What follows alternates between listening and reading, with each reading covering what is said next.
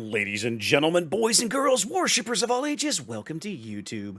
My name is SeaRaptor, and today we're bringing you a first in a series, as it were. We're having a look at the super ships, these Tier 10 super ships over on public test. I know not everybody's going to take the time to go over there and have a look, and I figured, what the hell, let's do it and, just kind of do it and make some YouTube content for you guys. So we're starting things off here with Tier 10 super cruiser, American super cruiser. This is on USS Annapolis.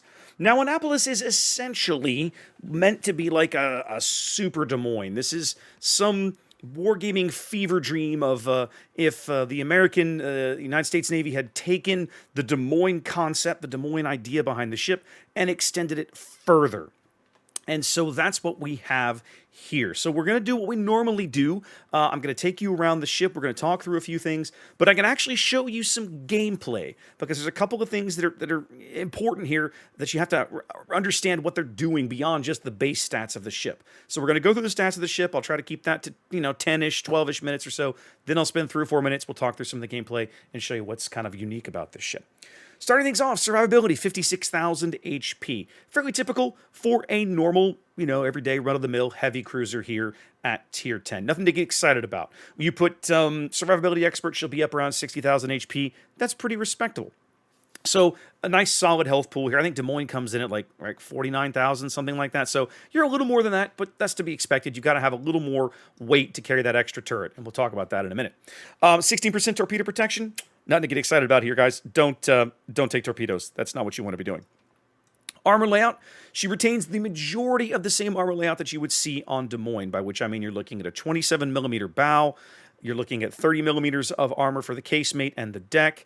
The belt armor does go from 152 on Des Moines to 170 here, but functionally you will not notice the difference. Things that can pen Des Moines, by and large, will still pen Des Moines, still pen Annapolis here when you're fighting battleships or when you're broadside and some battleship takes a shot at you. Guess what? You're still going to get whacked. Nothing to get excited about here.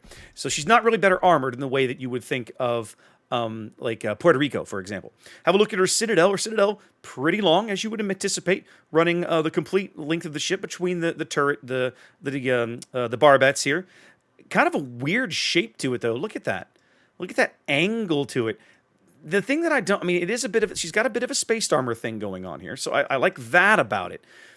But what I don't like about this angled Citadel is it means that shells that are kind of coming in at long range are more, in my mind, because this is angling away from the flight of the trajectory of the shell, they're more likely to bite in. They're more likely to bite in. So I'm not a huge fan of that. So I've only played one game in this ship, so I will not say definitively, but I mean, she feels like, despite the spaced armor, the Citadel is going to be a little more vulnerable than you might expect. Maneuverability and concealment. 33 knots, 860 meters in the turning circle, 12.1 second on the rudder shift. She doesn't really handle like Des Moines because she's longer. She's got about the same beam to her, maybe a little wider, but not significantly. And of course, she is longer because she packs that extra turret on the stern, complete with the back here with the helipad, you'll notice. 33 knots, pretty respectable, lets her keep up with the Isle. Was not best in tier. The French still exist, of course, but solid amount of speed and 12.1 second rudder shift time. I think it's a little worse than Des Moines, but I kind of expect that for a ship this size. Because this is a ship that's kind of in this weird place. She is technically, like, legally a heavy cruiser. Like, this is like an American Hindenburg, if you think about it, right? 12 8-inch guns, whereas Des Moines only had 9. Trick is that these are the auto loaders, so it gets really nasty. We'll talk about that in just a sec. 13.6 detection on the surface. Full stealth rig gets you down to 11 kilometer detection on the surface. That's actually 13.6 with the camouflage on. So yeah, I think a base detection is right around 14 or 13.9 or something like that. She goes all the way down to 11 when you completely kit her out for stealth. That's a little worse than Des Moines, but again, that's to be expected. This ship has more firepower than Des Moines. She has way better AA. Again, little spoiler alert, but yeah, I expect it to be a little worse than Des Moines. Her surface detection gets down to about, her aerial detection gets down to about 7.5, I think, something like this. It's not quite 9.6 by the time you fully rig the ship out, but her stealth is, her aerial detection is wider than an AA bubble, which if you're a carrier player, you're going to be glad to see, because, and we'll go ahead and talk about this, her AA defense is absolutely brutal. Absolutely brutal. For starters, her secondary batteries are the 127 millimeter 54s. Okay, so these are not the dual 5-inch 38s that you're used to seeing. These are the dual 5-inch 54s. These are the same guns that make up Austin's main battery, and here they're on Annapolis as her secondary battery and her long-range AA flak suite. Okay, she puts up 11. Oh, she puts up 10 flak puffs, 18-20 a pop. She puts up a ton of flak. Plus, it goes out to 6 kilometers, which is again about a kilometer and change inside her aerial detection bubble. So as a carrier player, you'll be able to spot this thing before you wander into its A bubble. That's good. You want that. Still there, 230 AA, 230 DPS in the outer ring. Really solid. Look at that middle ring. Look at that mid-range ring. 560 DPS on the back of the dual mount 7.62 millimeter guns. And she's got quite a few of these, right? She's got 5 on each side and just a ridiculous amount of AA firepower, especially when you put up defensive fire. This thing should this thing should make an FDR player cry. Let's be honest, okay? All right, so let's get to what you're here to talk about. Let's talk about the main battery. These are essentially the same turrets as Des Moines, right? We're getting the American 8-inch autoloaders with the American piercing, the improved auto bounce angles, all of that on a 6.1 second base reload. Okay. The trick is that rather than having Des Moines, of course, have only 3 turrets. You've got 2 forward and 1 aft. Annapolis, as we mentioned earlier, adds this Y turret back here at the stern to kind of balance things out. So she has a really nice amount of firepower. I mean, like if you've ever wanted a Des Moines that you could play like a Hindenburg, this ship looks really amazing. And trust me, have the one game that I played her in, I was like, oh, give me more of this, please. Okay. So yeah, really nice. 16.2 main battery range, really bad.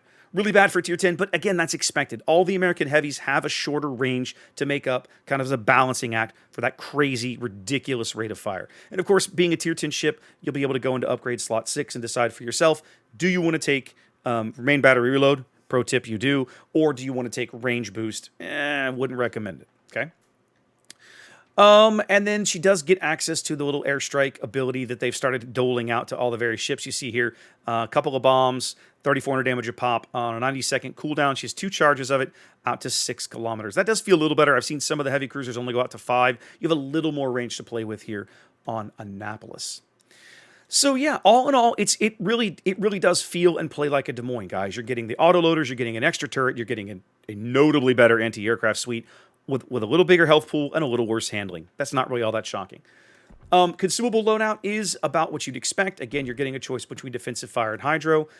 Here, Des Moines, of course, has aircraft facilities. Annapolis, despite having the crane on the stern, does not. So you're stuck with surveillance radar here in slot number 2. And of course, she has the standard heal in slot 3 to go with repair party. Now, what makes her unique is this burst fire mode. All right, so I'm going to talk about how it works, then I'm going to put a clip in here and show you how it works. Essentially, when you zone into the game, your main battery will take 40 seconds to load. That's going to feel really disconcerting at first. What you have the ability to do is with the F button, you can toggle between traditional, left click and fire mode, or what they call burst fire mode, okay? In burst fire mode, Annapolis will fire 2 very quick salvos, as in, you see there, a 1.5 seconds reload. So you fire a full salvo, a 1.5 seconds later, another full salvo. So, and of course you see there, you also get the dispersion buff, a 25% dispersion buff when you're using that. So it allows you to just, if you happen to be in the right place at the right time, and someone turns and shows you their soft bits, flashes their underside, or you're really looking to get that kill at the right moment, you can put an obscene amount of firepower downrange very quickly. The drawback to that is you then don't get to shoot for 40 seconds. Your main battery then takes 40 seconds off, and you have to find a way to do something with the ship. Maybe you're on your way out, right? Maybe you're using your final torpedo. But yeah, it's a unique thing that allows you to punish positional mistakes or force positional mistakes, depending, if you're sailing up on somebody, they know this thing is coming, they know the threat you present. But it is something you have to balance, because once you pull this trigger for the burst fire, you don't get your main battery back for 40 seconds, and there's no way to reduce that cooldown. It hurts. Definitely, you will notice. You will notice. So let me go over and we'll show you a quick clip of how this works. All right, guys, so here I am on Hotspot in my very first, my only game in Tier 10 American supercruiser USS Annapolis. I'm trying out her alternate fire mode. I'm on Hotspot, I'm coming up the 9 line, and what's in front of me is a Hanover, and there's a Conde back there. And I decided, all right, I don't want to drive up in front of this Hanover. That's going to be bad for me. So let's kite him a bit. you see here, I'm not sure whether to try this alternate fire mode. I opt eventually I opt to not use it and just start throwing HE at him. I have it selected right now because I don't yet know how this thing works, right? So I'm waiting, and then I'm like, no, let's just do normal fire for a bit. So we start peppering this guy with the HE. Now, I got a long way to go. He's got 126,000 hit points, of course. Solid hit there. Some more HE here. He's going to turn and get all his main battery guns in action on this other Annapolis behind me, who is not playing very smart. And right here, I try the alternate fire mode. You see that I get 2 quick succession back-to-back salvos of the AP, and all in, I get about 15,000 damage out of that. That sounds pretty nice. But that's when I realize, whoa, wait a minute, I don't have my main battery for 40 seconds. Yikes. Yikes, this feels bad. So yeah, that's how that works. Now, a little later, I find myself in this situation. Here I am ready to run south. The Hanover has retreated, of course, the friendly Annapolis is dead, and there's a Republic continuing to push down the 8 line. So I have the opportunity to use the alternate fire mode, but remember, guys, when you do that, you give up a bunch of salvos. These guns reload every, like, 5.5 seconds or so, and so why would I mean, for 40 seconds of non-fire, I'm giving up 6-7 salvos of the 8-inch H12 HE shells onto this guy. Like, nah, I don't want to give that up. So I'm just going to sit here and show what I feel like the true strength of this ship is, and that is having 12 of these guns on this ridiculous rate of fire. Watch how quickly I melt this Republic, right? Like, he's absolutely going to slaughter the Yamagiri. There's nothing I can do about that. But watch how quickly I melt this guy, right? He came in with about 70-ish thousand hit points. He's already down 30k, still burning. Every time I'm dropping shells on his deck, I'm taking another 3 or 4k plus the fires. And now my team behind him is starting to chip in a little bit. You're going to see that some shells from the Cristoforo Colombo come in, take a decent chunk of his health away. And, you know, this salvo and right here, that salvo I just fired is going to be the last one that finishes him off. In just my rate of fire alone is enough to just brutally punish this guy. And, yeah, you don't need an alternate fire net mode for this ship to be really, really strong. All right, guys, well, there you go. That's our first look at Tier 10 American super, quote-unquote, super cruiser USS Annapolis. Hope you enjoyed that. Wash your hands, be safe, and we'll catch you next time.